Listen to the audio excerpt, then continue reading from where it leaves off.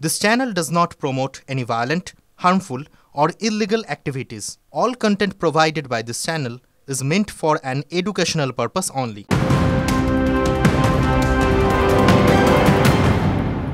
এই মুহূর্তে একটা ব্রেকিং নিউজ। প্রধানমন্ত্রীর বিরুদ্ধে কমিশনের নালিশ কংগ্রেসের।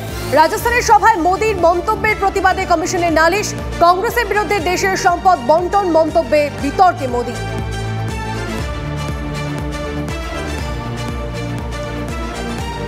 এবার একটা গাজোয়ারির খবর দিই আপনাদেরকে। বানারহাটে শাসক নেতাদের গাজোয়ারি চলছে। ভোট তহবিলের নামে তোলাবাজির অভিযোগ তৃণমূলের বিরুদ্ধে। ভাইরাল হুমকির সেই অডিও। টাকা চেয়ে রিসর্টের ভিতর ধারালো অস্ত্র নিয়ে হুমকি দেওয়ার অভিযোগ। কর্মীদের বের করে রিসর্টের গেটে তালাও ঝোলানো হয়। অভিযোগ, নির্বাচন বাবদ ডুয়ার্সের বানারহাটের ব্যবসায়ী থেকে মোটা টাকা দাবি করে তৃণমূল নেতারা। হ্যাঁ দাদা বলুন।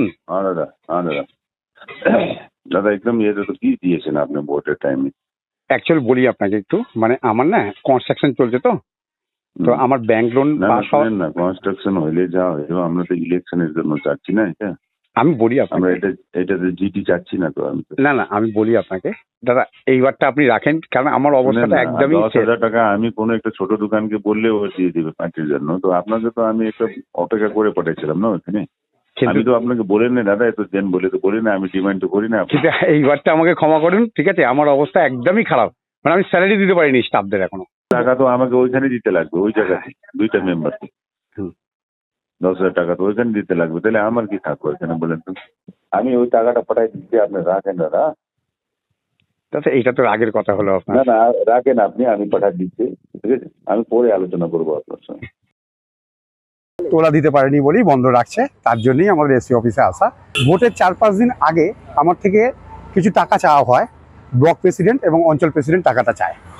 আমি ব্লক প্রেসিডেন্টকে 10,000 এবং অঞ্চল প্রেসিডেন্টকে 7,000 টাকা আমি দিই এবং বলি যে আমার এখন সবে কনস্ট্রাকশন চলছে, আমার ব্যাংক লোনও এখনও আসেনি, আমি স্যালারিও দিতে পারিনি, এটা নিয়ে আপনারা চালান, আপনাদের ভোট ছাড়াও যে প্রোগ্রাম আছে আমি অন্য সময় বাকি টাকাটা দিয়ে দেবো। তখনই আমাকে বলে এটা কি ভিক্ষা দিচ্ছেন বলে টাকাটা রিটার্ন করে এবং তখনই আমাকে ধমকি দেয় যে 21 তারিখ, ডেটটাও বলে দেয় 21 তারিখেই আমার এটা বন্ধ করে দেওয়া হবে। এই নিয়ে কথা বলবো রনি, আমাদের প্রতিনিধি রয়েছেন আমাদের সঙ্গে সরাসরি। রনি, ওই ব্যবসায়ী তার বক্তব্য আমরা শুনলাম, তিনি তো 17,000 টাকা দিয়েছেন, আর কত টাকা? আর এভাবে জোর জুলুম চলে ব্যবসায়ীদের ওপর, এটা কি হচ্ছে?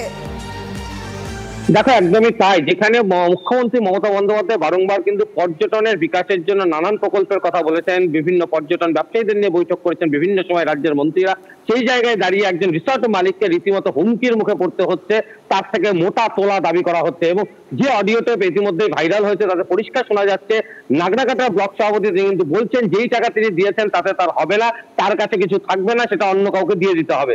স্বাভাবিকভাবে প্রশ্ন হচ্ছে কি করে তৃণমূলের রাজ্য নেত্রী, জেলা নেতাদের নির্দেশের পরেও এইভাবে তোলাবাজি হচ্ছে।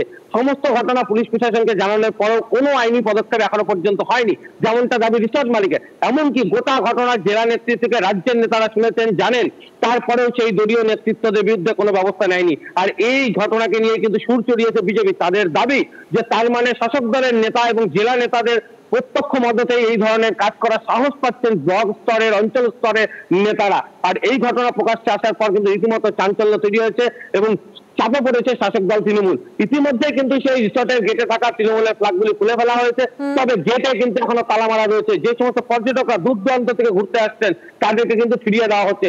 স্বাভাবিকভাবে প্রশ্নের মুখে পড়ছে এলাকার পর্যটন ব্যবসা এবং পর্যটন ব্যবসার সঙ্গে যুক্ত মালিকদের। শাসক নেতাদের জোর জুলুম চলছে রনি, আদৌ কোনো ব্যবস্থা নেওয়া হয় কিনা অবশ্যই আমাদের সেদিকে নজর থাকবে।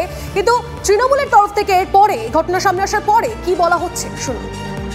ওখানকার মানুষ, পাবলিক সবাই নেমে ওখানে তালা দিয়েছে।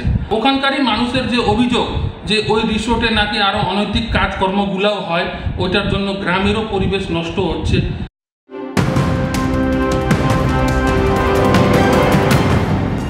কাশিয়াঙ্গে বিজেপি বিধায়ক বিষ্ণুপ্রসাদের বিরুদ্ধে ব্যবস্থা বিজেপির। কর্ণাটকের প্রাক্তন উপমুখ্যমন্ত্রী ঈশ্বরাপ্পাকে বহিষ্কার বিজেপির। ঈশ্বরাপ্পাকে বহিষ্কারের পরই বিষ্ণুপ্রসাদ বিতর্ক ফের সামনে। দলের নির্দেশ অমান্য করে প্রার্থী হওয়ায় ঈশ্বরাপ্পা বহিষ্কার। দলের নির্দেশ অমান্য করে প্রার্থী হয়েছেন বিষ্ণুপ্রসাদ শর্মাও। রোজ রোজ বাড়ছে অসহ্য গরম। কাল থেকে ফের শুকনো গরমের দাপট আরো বাড়বে বলে আমরা জানতে পারছি। আগামী 3 দিন 18 জেলায় তাপপ্রবাহের সতর্কতা রয়েছে। দক্ষিণের পাশাপাশি উত্তরেও হানা দেবে তাপপ্রবাহ। এই বিষয়ে আরো বিস্তারিত জানাবেন আমাদের প্রতিনিধি অরিত্র আমাদের সঙ্গে রয়েছেন। অরিত্র,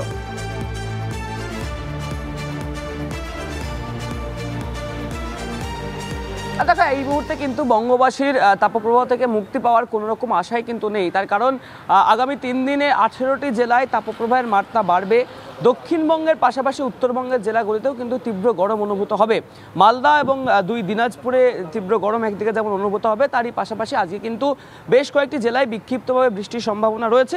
যদিও সেই বৃষ্টি হলেও এই যে ভ্যাপসা গরম, সেই ভ্যাপসা গরম থেকে এই বৃষ্টি কোনো সুখকর হবে না, এমনটা কিন্তু আবহাওয়া দপ্তরের তরফ থেকে জানানো হচ্ছে। এবং সর্বোপরি কলকাতার আবহাওয়ার দিকে যদি নজর রাখতে হয়, তাহলে আজ কলকাতা এবং সংলগ্ন এলাকা হাওড়া প্রভৃতি জায়গায় তাপমাত্রা 39 ডিগ্রির আশেপাশে থাকবে। তীব্র গরম অনুভূত হবে এবং বিকেলের দিকে কিছুটা ঠান্ডা হতে পারে আবহাওয়া, যদি সেক্ষেত্রে বিক্ষিপ্ত বৃষ্টিপাত কলকাতা এবং হাওড়ার দিকে হয় তবেই। তন্নিষ্ঠা, বেশ, ধন্যবাদ অরিত্র।